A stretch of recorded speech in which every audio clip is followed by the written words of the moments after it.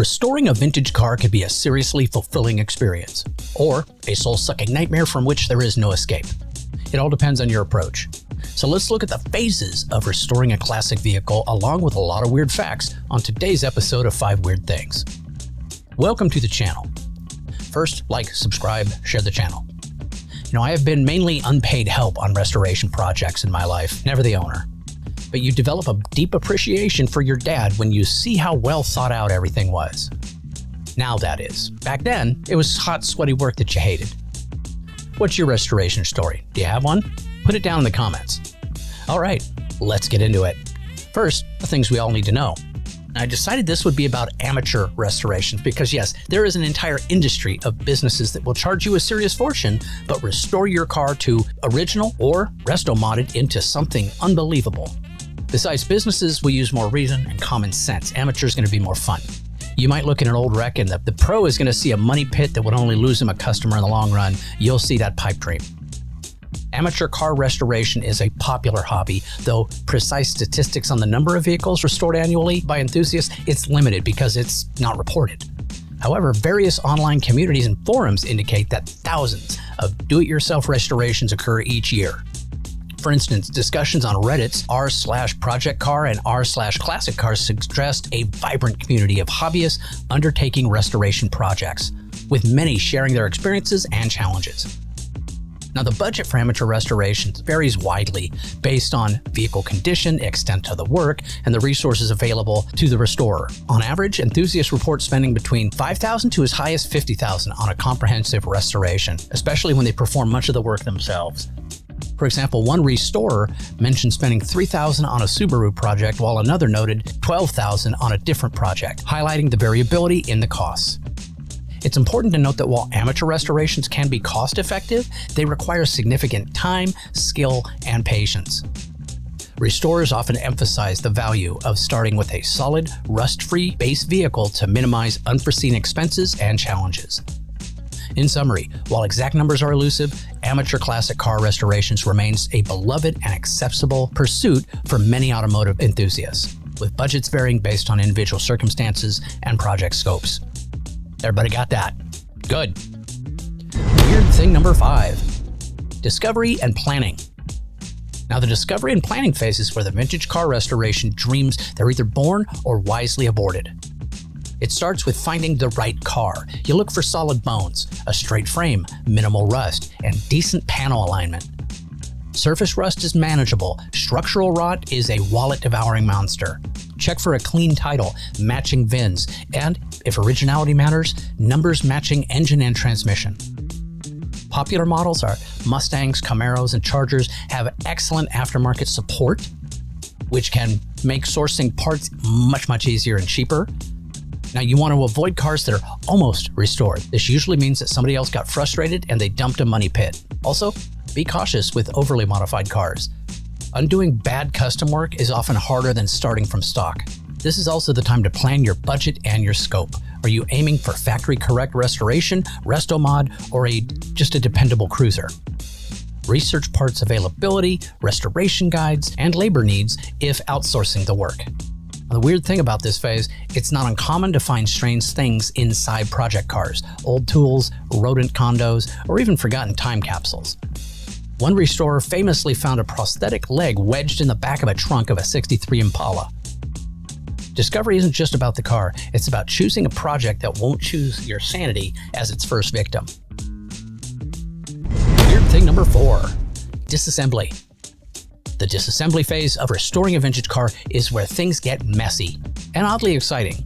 This is the stage where you strip the car down to the skeleton, exposing every secret, scar, and questionable repair decision ever made since the Nixon administration.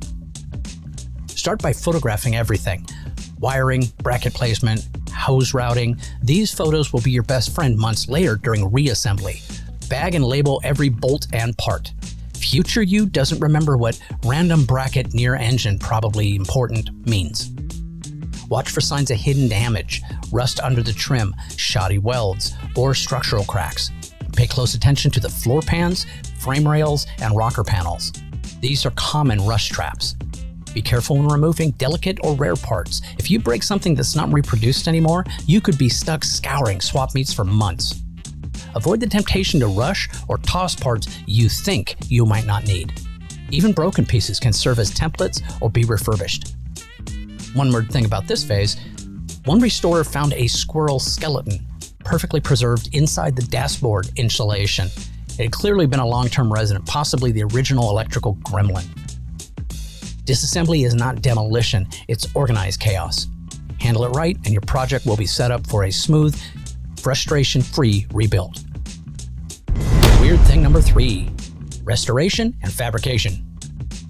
Now this phase is where your vintage car begins its real comeback. With the car stripped and inspected, it's time to address the damage years and sometimes rodents have done. Start by repairing or replacing rusted panels. Floor pans, trunk sections, rockers, and quarter panels are common problem areas. Always cut rust out completely before welding in new material. Patch and pray doesn't cut it here. Mechanical restoration is next. You rebuild or upgrade the engine, transmission, and suspension. You decide if you're going stock or adding modern touches like disc brakes or fuel injection. Avoid cutting corners with poor quality aftermarket parts. Cheap panels may not fit correctly, and low-grade gaskets often fail faster. Test fit everything before painting or final assembly. Fabrication may include custom brackets, radiator mounts, or firewall mods if you're modernizing components. Inspect the frame and body for alignment issues before moving forward. Repairing crooked panels after paint is a nightmare. Also, lay out your wiring and plumbing systems during this phase, so you're not fishing wires through a finished interior later on. One weird thing about this phase, you find more stuff in the car. Now, one builder mentioned that he found a vintage wedding ring welded inside a quarter panel, possibly a mechanic's lost treasure or someone making a very permanent statement that was lost in time. This is where your vision becomes visible. Do it right, and the car starts to earn back its soul. Weird thing number 2, reassembly. The reassembly phase is where your vintage car finally gets to look like a car again. Less rust, more roar, but don't be fooled by the excitement. This is a meticulous, often frustrating process where patience is your greatest tool. Start with major mechanicals, the engine, transmission, suspension, and brakes. Test fit everything before final tightening, especially if you've modified or upgraded components. Clearance issues and part misalignment are common. It's easier to fix now than when the interior is installed. Next, install the wiring harness, plumbing, and insulation. Double-check grounds and connections. Electrical gremlins are born at this moment.